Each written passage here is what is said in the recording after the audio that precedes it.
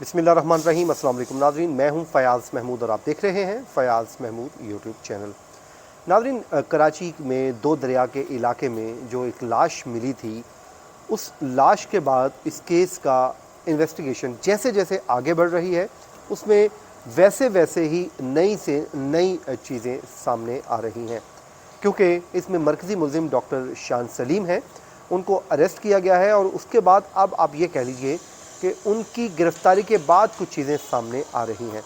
लेकिन इसमें एक और किरदार है, वो किरदार है डॉक्टर बिस्मा का, जो साथ कॉलीग थी डॉक्टर सारा मलिक की, और उसके बाद से वो लापता हैं। वो लापता क्यों हैं, इस वीडियो में आपके साथ जब मैं सीसीटीवी फुटेज शेयर करूंगा, और अगर ये कोई यूट्यूब रिस्ट्रिक्शन ना हुई तो यकीनन मैं आपके साथ मुकम्मल वीडियो भी शेयर कर दूंगा, उसमें कुछ चीज़ें भी शेयर कर दूंगा, ताकि इस पूरे वाक़े को आप समझ सकें कि ये किस तरफ जा रहा है। लेकिन इसमें कुछ सवालात हैं जो सबसे पहले मैं आपके सामने सवाल रखता हूँ, उसके बाद मैं आपके साथ शेयर करूँगा कि जो डॉक्टर है, गिरफ़्तार दरिंदा है, उसके कमरे से क्या बरामदगी हुई है, वो वाकई जो बरामदगी हुई है उससे जो इल्ज़ामात हैं उसको तक़वियत मिल रही है, बल्कि केस को साबित करने में वो मददगार भी साबित हो रही हैं। और उसके साथ ही साथ जो लड़की है जो कत्ल हुई या ख़ुदकुशी की, क्योंकि अभी ये मोमा हल होना बाकी है, और उसके पास से जो चीज़ें मिली हैं वो क्या है,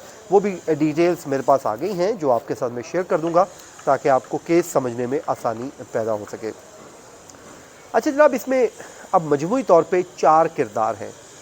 4 किरदार कौन कौन से हैं? एक तो वो मकतूला है या जो ख़ुदकुशी की है डॉक्टर सारा मलिक, वो तो इस दुनिया में नहीं रही। पीछे रह जाते हैं 3 लोग। अब 3 लोगों ने इस केस की गुत्थी को सुलझाना है। उसमें से एक है डॉक्टर शान सलीम, वो पुलिस कस्टडी में है। दूसरा जो खातून है डॉक्टर बिस्मा, जो कलीग हैं, जो सीसीटीवी फुटेज में देखा जा सकता है कि वो इकट्ठा बाहर निकलती हैं। ये डॉक्टर सारा और डॉक्टर बिस्मा दोनों इकट्ठे बाहर निकलती हैं। निकलने के बाद कुछ देर की इनकी आपस में बहस मुबाहिसा होता है या कोई गपशप करती हैं, और उसके बाद दोनों अलग अलग रास्ते पर चल देती हैं। उसके बाद तीसरा जो शख्स है इसमें वो है जमाल, जो मुमकिन तौर पे जिसके मतलब कहा जाता है ऐनी शाहिद है, और उसने ही फ़ोन करके बताया कि जो उसने एक लड़की को इस मुकाम पर डूबते हुए देखा है, उसने छलांग लगाई थी। ये 3 बंदे हैं, 3 के 3 कहानी पूरी बता दें तो मामला क्लियर हो जाएगा। लेकिन डॉक्टर बिस्मा का अभी तक कोई अता पता नहीं। जिस वक्त ये मैं आपके साथ वीडियो बना रहा हूँ उस वक्त तक डॉक्टर बिस्मा की कोई खैर खबर नहीं है कि वो कहाँ पर है। अच्छा जनाब, जो ऐनी शाहिद है जिसने फ़ोन करके बताया कि जी मैंने, यानी कि उसे 2 रोज़ कबल फ़ोन करके बताया कि मैंने जी लड़की को इस मुकाम पर छलांग लगाते हुए देखा है, और यूं वो छलांग लगा गई। अब पुलिस ये बताती है कि जो 2 रोज़ कबल इत्तला मिली थी और उसके बाद उस मुकाम से लाश को ढूंढने की कोशिश की गई, तो वहाँ पर तो कोई लाश मिली ही नहीं। अब जब लाश नहीं मिली, तो जब लाश मिल गई 2 रोज़ के बाद, तो जब उसका पोस्टमार्टम हुआ तो उस पर एक सवाल सामने आ गया। चीज़ सामने आई कि लाश जो है वो 4 से 3 घंटे पुरानी है। अब सवाल ये पैदा होता है कि वो जो 2 रोज़ कबल एक कॉल आई जिस शख्स ने कहा जी मैंने अपनी आंखों से देखा है, उसकी बताए हुए मुकाम से लाश भी नहीं मिल रही। जब मिल रही है तो वो 3 से 4 घंटे पुरानी लाश है, यानी कि 2 रोज़ कबल तो वो फिर इट मीन्स के समुद्र में नहीं गई लड़की। अब सवाल ये पैदा होता है कि उसने किसको डूबते हुए देखा, और अगर डूब गई थी वो यही लड़की थी, तो फिर वो लाश जो है 3 से 4 घंटे पुरानी क्यों है, वो कम से कम 48 घंटे पुरानी क्यों नहीं है? ये एक सवाल है जिसको हल होना बाकी है। अब ये वो ऐनी शाहिद जो है वो अगर सच बताए, या हो सकता है सच बता रहा हो, या पुलिस इस चीज़ को साबित करे, तो मामला क्लियर हो सकता है कि ये आखिर मामला है क्या। उसके बाद जनाब, जो चीज़ें बरामद हुई हैं, एसएसपी हैं असद रज़ा साहब, वो कहते हैं कि जी इस मामले पे इन्वेस्टिगेशन चल रही है, इस पर ख़बर भी लगाई गई, और इस पर सामने ये आया कि डॉक्टर शान सलीम के रूम से कुछ चीज़ें बरामद हुई हैं। वो क्या है वो मैं आपको बता देता हूँ। इस पे बताने से पहले बल्कि मैं थोड़ा सा बता देता हूँ कि पुलिस इन्वेस्टिगेशन के जो ज़राए ये बताते हैं कि इस दरिंदे ने इस बात को तो एतराफ़ कर लिया है कि उस लड़की के साथ इसका ताल्लुक़ था, जिनसी ताल्लुक़ था। अब जाहिर है ये तो यही कहेगा कि मेरी एक म्यूचुअल अंडरस्टैंडिंग थी, लेकिन असल बात यह है कि वो लड़की तो इस दुनिया में नहीं है। अब वो दुनिया में होती तो वो बताती इसका असल किरदार क्या था और इसका असल रोल क्या था। अगर लेट्स सपोज कह दिया जाए कि इसका ही किरदार था या उसका कोई ताल्लुक़ था, तो फिर उस दिन जब लड़की के वालिद ने जो बात बताई है कि लड़की ने अपनी वालदा को फ़ोन करके बताया कि उसके साथ जिनसी ज़्यादती की गई है, इसलिए वो डिस्टर्ब है, उसने जाकर ख़ुदकुशी कर ली।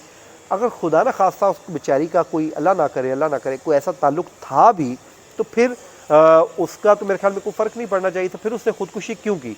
एक सवाल ये भी पैदा हो रहा है। अब ये शख्स तो कह रहा है, लेकिन अब इसकी चीज़ें जो रूम से बरामद हुई हैं वो बड़ी इंपॉर्टेंट है, इस केस को साबित करने के लिए बहुत अहम है। इस केस का जो मंतकी अंजाम तक पहुँचेगा इन्हीं चीज़ों के ज़रिए पहुँचेगा। असद रज़ा साहब बताते हैं कि जी मुलज़िम के रूम से कुछ चीज़ें बरामद हुई हैं जिसमें टिश्यू है, बाल हैं और बालों के साथ साथ माने हमल की अद्वियात हैं, यानी कि इसलिए वो तमाम चीज़ें वहाँ पर पाई गई हैं। अब बाल किसके हैं ये देखना पड़ेगा कि वो लड़की के ही हैं, अगर वो हुए और इसका वो डीएनए वगैरह हुआ तो मैच हुआ तो फिर यकीनन ये बंदा फंस जाएगा और एविडेंस बड़ा स्ट्रॉन्ग होता जा रहा है इसके ख़िलाफ़।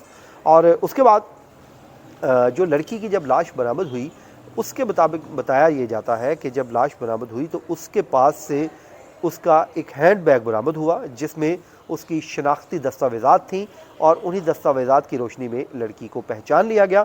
अब लड़की के जो वालिद हैं वो इल्ज़ाम लगाते हैं कि उनकी बेटी के साथ जिनसी ज़्यादती की गई, कर्ज़ लेकर उसको ब्लैकमेल किया गया, मजबूर किया गया और उसके बाद हमारे साथ ये जुल्म हुआ है। पुलिस इस मामले को अब इस तरह से देख रही है कि ये इतना सादा मामला नहीं है जितना कहा जा रहा है कि लड़की के साथ जिनसी ज़्यादती हुई और उसके बाद जाके उसने ख़ुदकुशी कर ली। पुलिस ये इस पहलू को देख रही है कि ये कत्ल हुआ है तो फिर कैसे हुआ है, और अगर 2 रोज़ कबल उसने छलांग लगाई थी तो फिर पोस्टमार्टम क्यों कर रहा है कि लाश जो है वो 3 से 4 घंटे पुरानी है। ये कुछ चीज़ें हैं जो इस वक्त इस केस की गुत्थी सुलझाने में अहम है, लेकिन सबसे पहले डॉक्टर बिस्मा का जो रोल है उसको आइडेंटिफाई करने की ज़रूरत है और वो क्यों गायब है। अगर वो कहते हैं ना कि इंसान चोर की दाढ़ी में तिनके वाली बात, अगर उसने कोई गलत काम नहीं किया तो फिर वो लापता क्यों है, गायब क्यों है, अभी तक उसने आके पुलिस के सामने अपनी स्टेटमेंट क्यों नहीं दी। पूरा वाक़या बता दे, शामिल तफ्तीश हो जाए, मामला ख़त्म हो जाएगा, लेकिन उसने कुछ नहीं बताया। तो ये नाज़रीन कुछ चीज़ें हैं जो इस वीडियो में आपके सामने आई थी, जो मैंने आपके साथ शेयर करनी थी। होपफुली मैं ये समझता हूँ सारा मलिक के लिए हम आवाज़ बुलंद करते रहेंगे।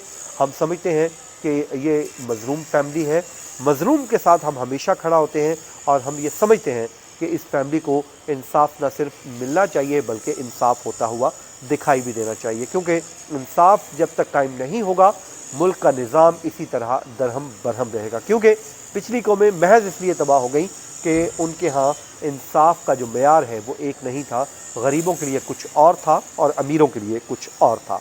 नाज़रीन कराम, ये था आज का हमारा वीलॉग। अपनी दुआओं में याद रखिए। मुझे दीजिए इजाज़त। अल्लाह निगहबान।